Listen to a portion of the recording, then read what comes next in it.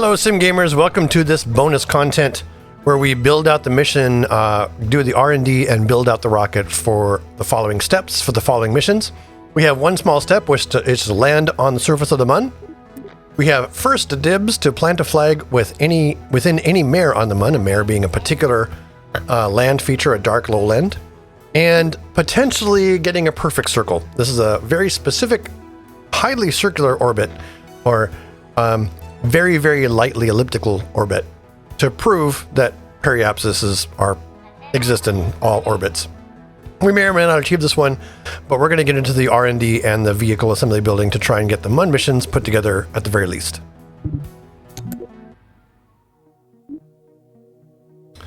Okay, now realistically, all the stuff that we have right now is pretty darn well Mun landable.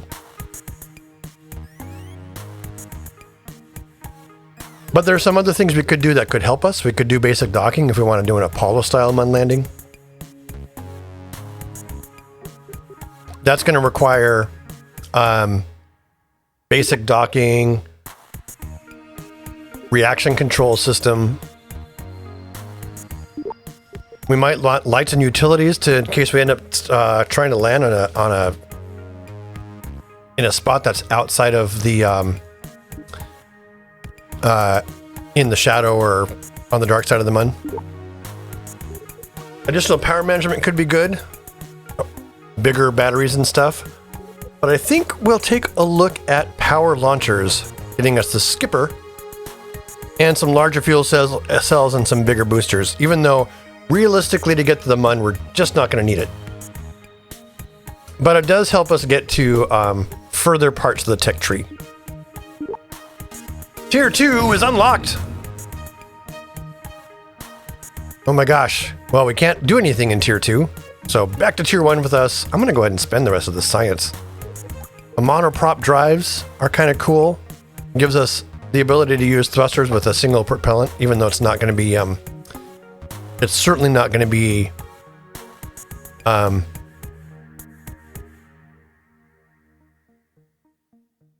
very efficient. Like, if I look at these things, their ISPs are terrible.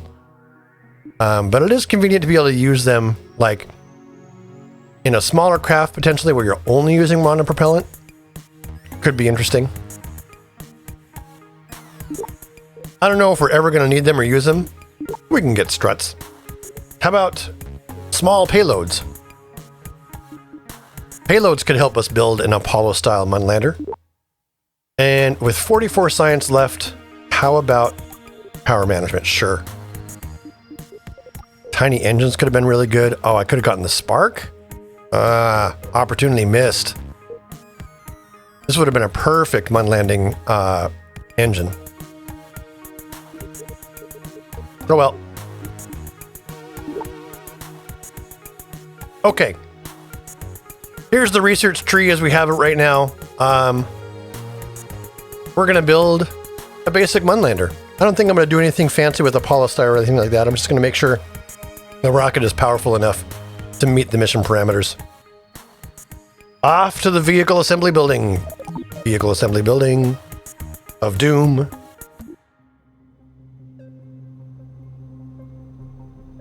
Okay. In the future episodes, we'll do fancy Apollo style Mun landings. But for this one, basic Mun lander is all we need to accomplish this goal. Once again, we will, this is the Kerbal missions. All right, now, this is where the trip planner is going to come in really, really handy. So make sure you use this tool to help plan your mission. It isn't as useful to say, hey, we're going to do a round trip, because it's inaccurate on how much delta V we actually need for the whole thing. For instance, we do not need to spend 3,400 delta V to re-enter and land on Kerbin. We're just going to use the atmosphere to do that. So I like to go with one-way trip and then kind of plan my trip backwards from there. We know that our mission payload needs to be able to, at the very least, Our mission payload needs to be able to go from a stable Mun orbit down to the surface, back up again, depart to low orbit, and then do the trans-Kerbin injection burn, setting it on a course back to Kerbin. So, Mun surface times 2, that's, I'm going to call that 1200 delta V. Mun low orbit times 2 is 600 delta V, so that's 1800 delta V overall. That's to descend, land, and... Or wait a second. I'm sorry, Mun surface and back. 1200 delta V. Mun returning from that, another 300 delta V, so it's 1500 delta V. And then maybe whatever we need for intercept. I don't think we need the full 860 delta V to do that. In fact, I'm nearly positive we don't.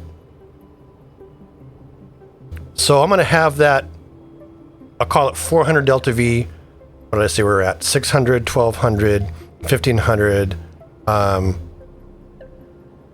2000 delta V. That's plenty of room with some error margin in there to both deorbit, land, do some experiments, take off again, depart the Mun, get ourselves back to Kerbin. And we want to make sure that we're able to do that with our full science experiment. So, one heat shield. We're coming back from Mun velocities. We've done this before in the last episode, so we know that we definitely need a heat shield to do so. This craft should bring with it some communications. And we'll just rotate this into position.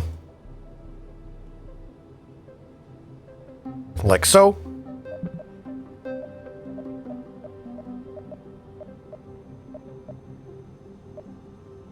Yeah. Okay.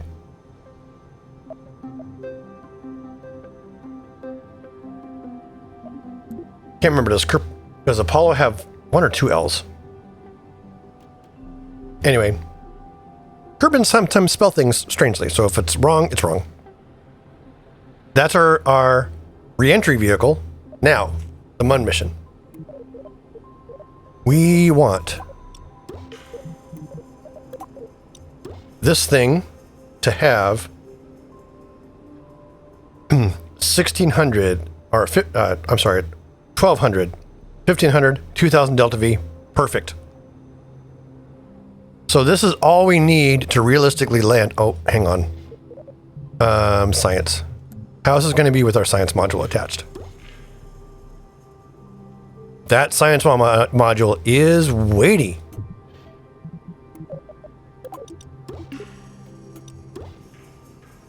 Okay. There's our Mun lander. Kind of tall, so we'll definitely have to watch out for that. I could instead do something like, these are all monopropellant.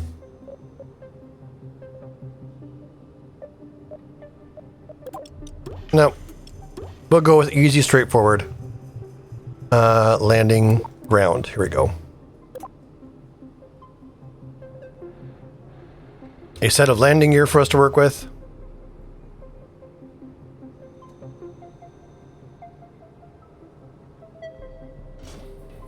Let's go ahead and take a look at what these look like extended. Hopefully that's enough distance for us to... Oops. Okay.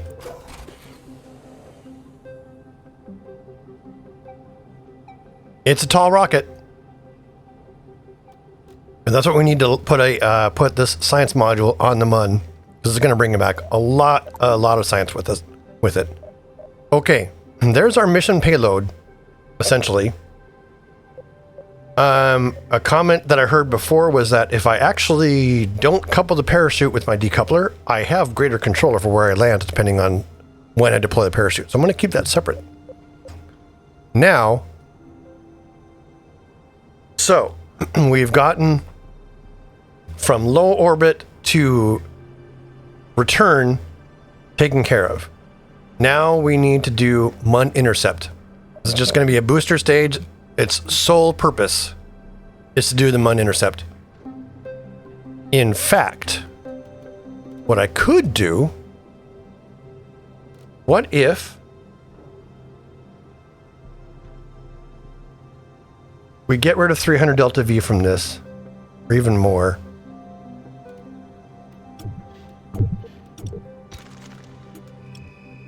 Well, how much delta V would I need to just land, lift off, and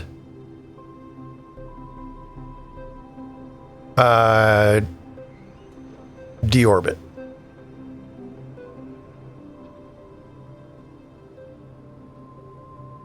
Oh, and I do need to have low orbit twice in my calculations.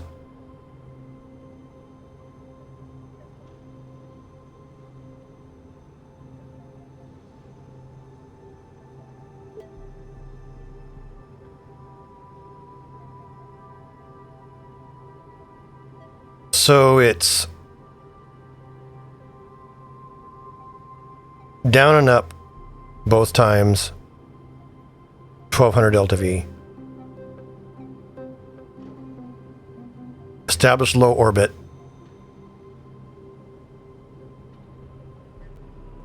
$1,500 delta V. Yeah, I still think it's the 2000 delta V just to depart the MUN and get back.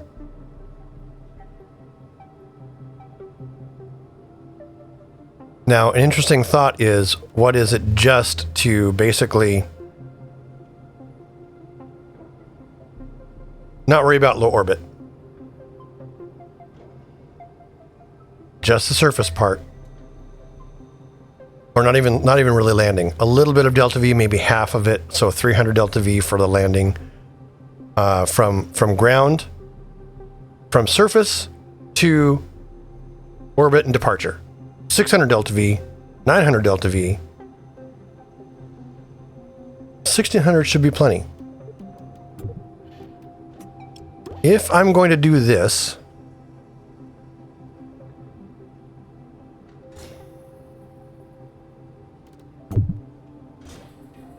which would work to get us basically back up and out, I'm going to need a booster stage that is able to not only perform the intercept, but put us in orbit, put us down, deorbit us from the landing, and bring us to almost to a stop.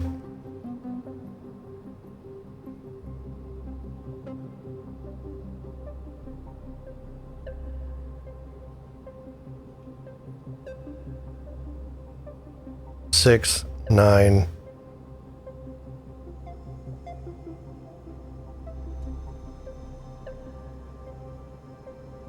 So we're looking for intercept twice, which is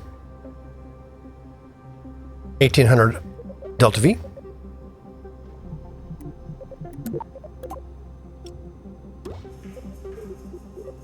What engines do we have available? We have this skipper now available. It's a sustainer, a big, heavy sustainer. Okay.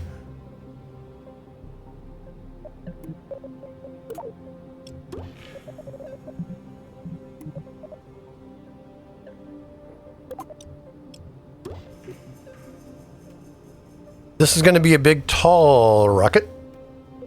Go ahead and pull out all my stages so I know what my delta V actually is. This is vacuum, vacuum. So this stage still needs some more fuel to meet its mission parameter. I wish I could edit this, right?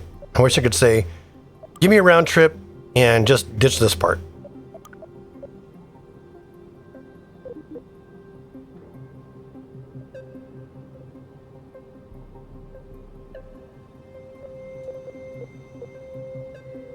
So this is definitely beating the 1800 delta V necessary for the booster stage to do from Earth to from Kerbin to intercept, low orbit, and landing. Most of landing. Why did I say I have to do intercept twice? This is 600, 900.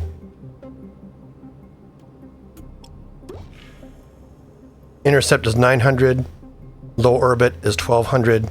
Mun surface, or even most of the way to Mun surface, is another 600, so 1800 delta V, right? That's what I came up with.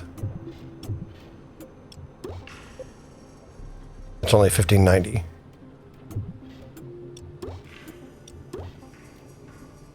$1,863. Okay. Now, the lifter stage that gets us into Kerbin low orbit.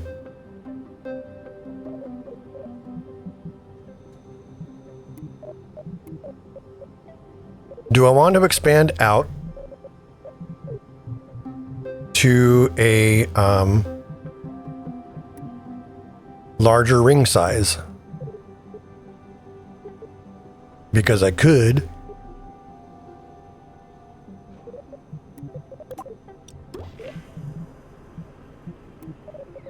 That is under structure.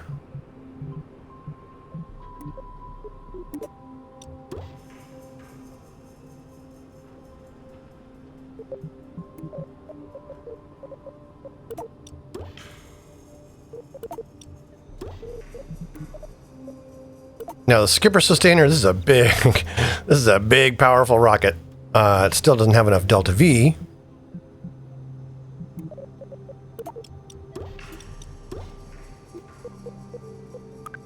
I'm curious. Its thrust to weight ratio is 1.4, which is pretty good, actually.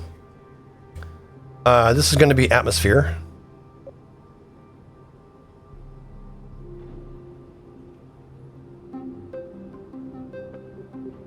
So we need to make sure that this whole stage is capable of getting us both into orbit and almost entirely circularizing our orbit at the very least. So it needs the full 3400 delta V at least to be able to do that.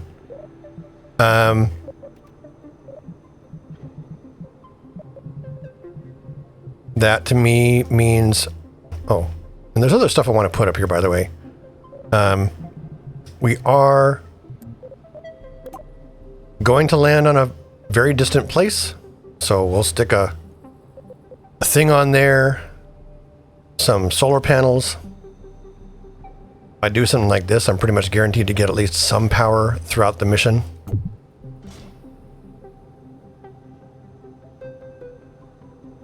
Okay, back to what I was doing down below.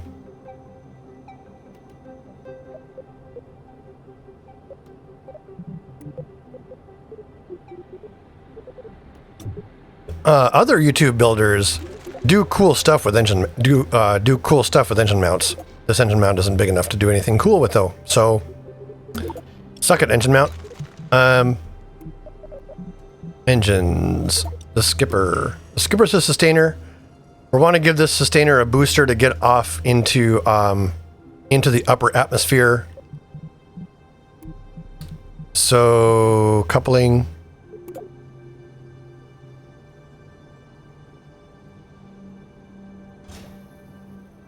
I don't know what kind of coupling situation we want to have, but we might just try.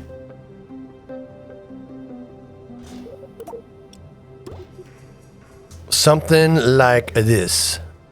Reliance. So the Skipper is a sustainer. I'm checking its additional details. It does have an engine gimbal, so that tells me how to use that.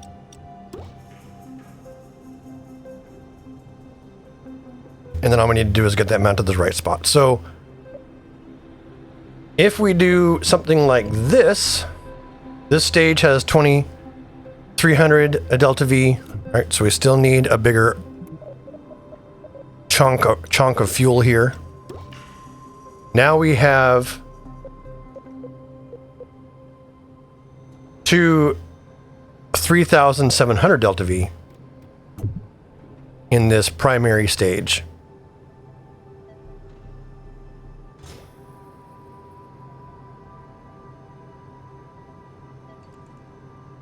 This whole thing takes us up.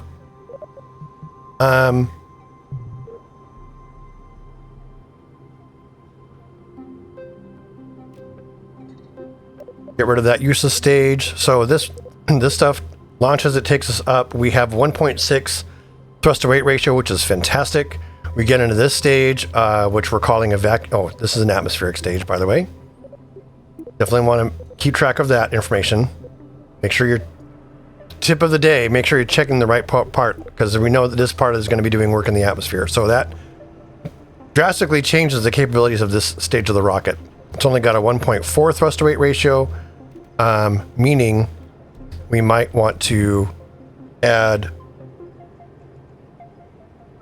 a 4-way set of boosters.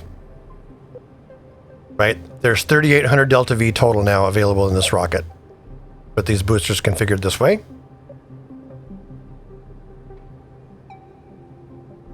Sustainer stage in vacuum. That gets us into orbit, or very, very, very close to it, hopefully. Then we are in Kerbal vacuum with this one for insertion, which is 900 delta V, low orbit 1200 delta V, most of the way to the surface 1800 delta V. So that covers that margin. And then we have this stage, which is basically liftoff, 600 delta V, low orbit 800 delta V, Mun intercept really, not even full Mun intercept, 600, 900, plus another 900, would be 1800, but I know that I don't need this full Mun intercept. So 1500 delta V up there should be fine. And then we're in our re-entry capsule with all of our science and everything that we've accomplished. So this should be a Mun landable rocket that we've built with plenty of capability to get us going and moving. I am going to add just some small stabilizers. This will help our help us in our gravity turns and everything like that. And then I think we're pretty much ready. We've got electrical, we've got communications, we've got power generation. Now all we need to do is put on the launch truss.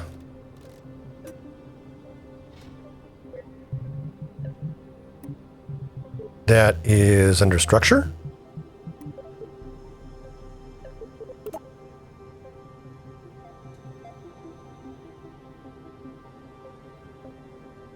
So it doesn't know. It does not know to build a launch truss with enough clearance. Can I modify this at all? No.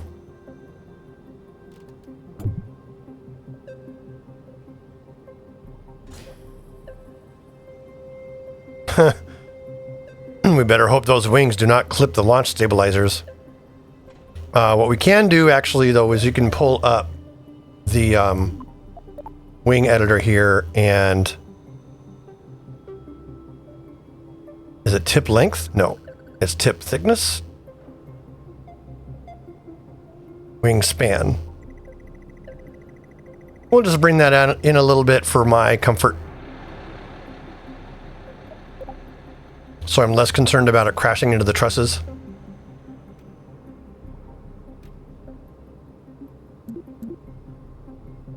Kerbal 1. Save that.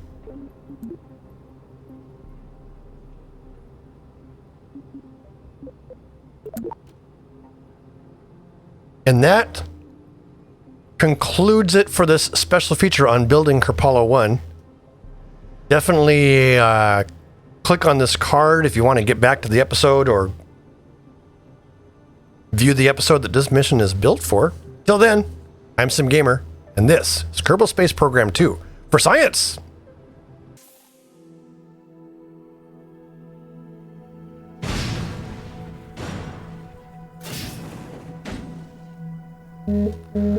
I found a bug. Alright, I thought I was done. Turns out I'm not. There was a stability issue with this rocket. Started oscillating and vibrating, and one of these things fell off. So we're going to go ahead and just strut some stuff down.